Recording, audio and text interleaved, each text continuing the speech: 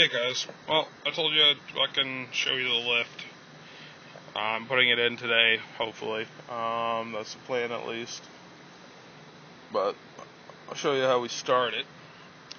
And I told you I kind of question it because it's stuff I used to work with.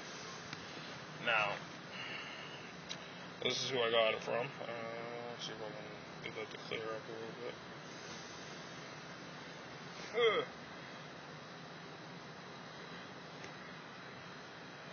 Apparently it just wants to be gay. Well, anyway. It's called Fat Bob's Garage. It's $45 for this kit.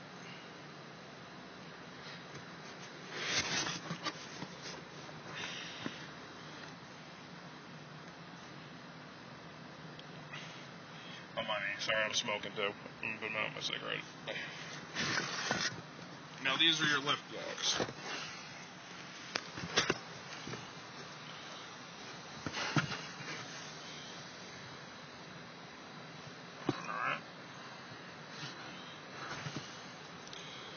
Now, my issue with these, which the only reason why I have an issue is, like I said, I used to work with this stuff. I'm surprised they're making lifts out of it, but whatever. Now, it's plastic. Well, sort of plastic, it's resin. Alright?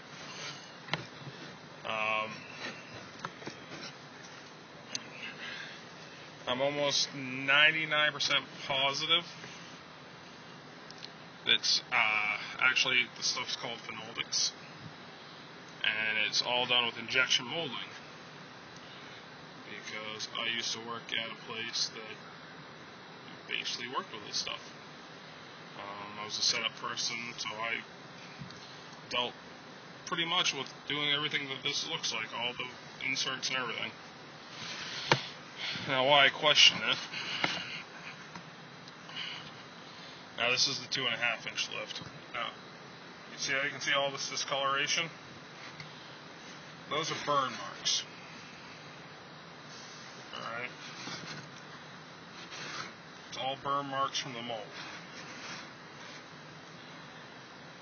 You get those from different reasons. One, when you run these, you have to wax your mold so the parts fall out. So these could have been the first shot after somebody waxed it, or it could have been there wasn't enough resin injected, also does it, or they had the cure time set too long. Like I said, there's a couple different reasons why it does that. Does it weaken the part? No. Does it make it look like shit? Yes. But this is some of the stuff. I know it's kind of hard to see. My camera sucks.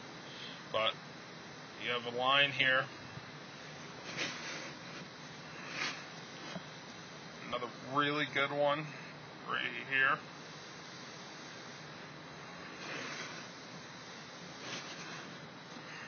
Another really good one right here. Now, those are called weld lines. If your part's going to break, it's going to break on one of those. And it's the nature of the beast. Alright, weld lines are very bad.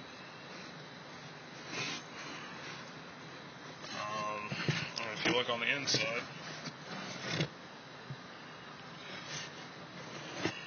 can see all the wrinkles around. Now, the way that's set up, you see it's like a perfect triangle, or a cross almost. Those are your gates, alright?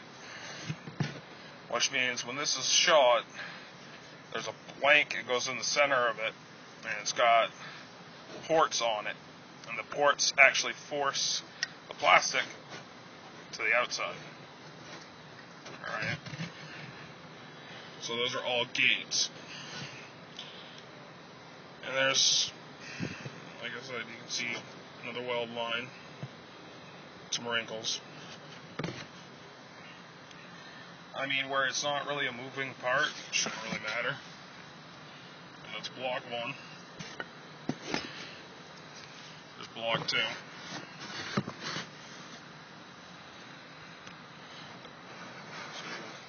still see all the burn marks. It's almost like they just wax the mold. And they didn't throw away the first shot like they're supposed to. Because you have to wax it on and off in between, depending on something this size. You probably have to wax the mold if your operator's slow when they're running it. Probably every 15 to 20 shots, you gotta wax the mold, and then when you wax it, you blow the wax off. Because you basically paint it on with a paintbrush. You have like this little block of wax, and you just run it up and down the thing.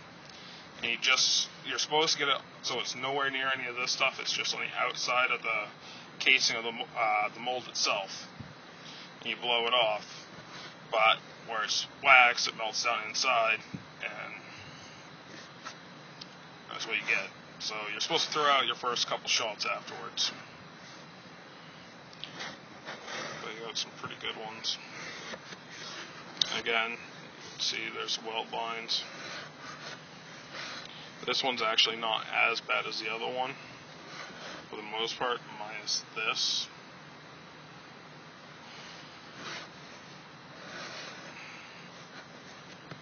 Same thing on the inside.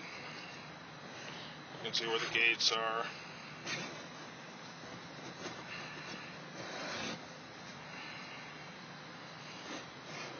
I mean, like I said, they should work for what they are. Phenolix plastic is actually really heavy-duty stuff. It's fireproof. It is breakable. Something this thick, though, it'd take a lot to break it. But I don't know. I'm also running a plow with my truck, so we'll find out how much they can actually really take.